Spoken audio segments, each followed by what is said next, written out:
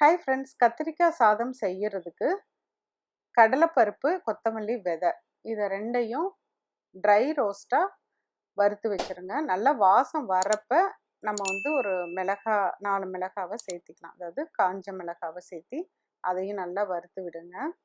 நல்லா வறுத்ததுக்கப்புறம் கொஞ்சம் ஆறுனதும் இந்த மிக்ஸி ஜாரில் போட்டு நைஸாக அரைச்சி எடுத்து வச்சுக்கோங்க.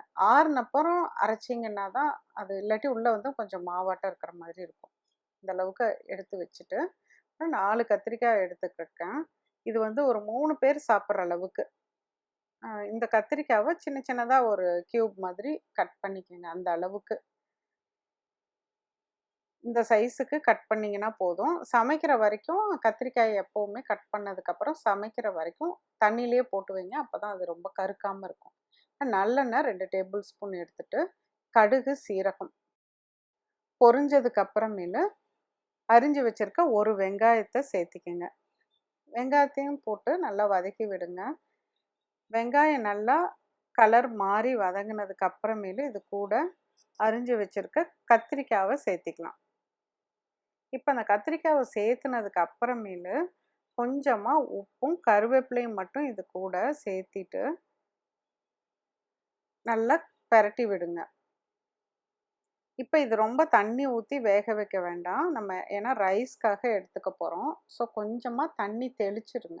லைட்டாக இந்த அளவுக்கு தண்ணி தெளித்து லோ ஃப்ளேம்லேயே வச்சுட்டு மூடி வச்சுருங்க. மூடி வச்சுட்டு நல்லா அது ப்ரௌன் கலராக ஆகிற வரைக்கும் நல்லா வதக்கி விடுங்க.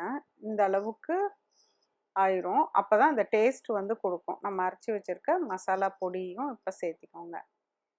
சேர்த்தி நல்லா கலந்ததுக்கு அப்புறமேலு கொஞ்சமாக பெருங்காயத்தூள், ஒரு பிஞ்ச் அளவுக்கு பெருங்காயத்தூள் போதும்.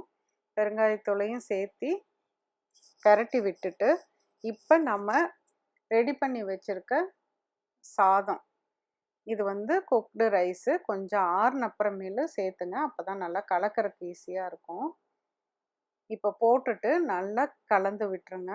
இப்போ கலந்ததுக்கு அப்புறமேலு இது கூட கொஞ்சமாக எலுமிச்சம்பழம் ஜூஸ் ஒரு 1/2 டீஸ்பூன், அதாவது அரை பழம் புழிஞ்சிங்கன்னா போதும். புழிஞ்சிட்டு நல்லா மிக்ஸ் பண்ணி விட்டுருங்க.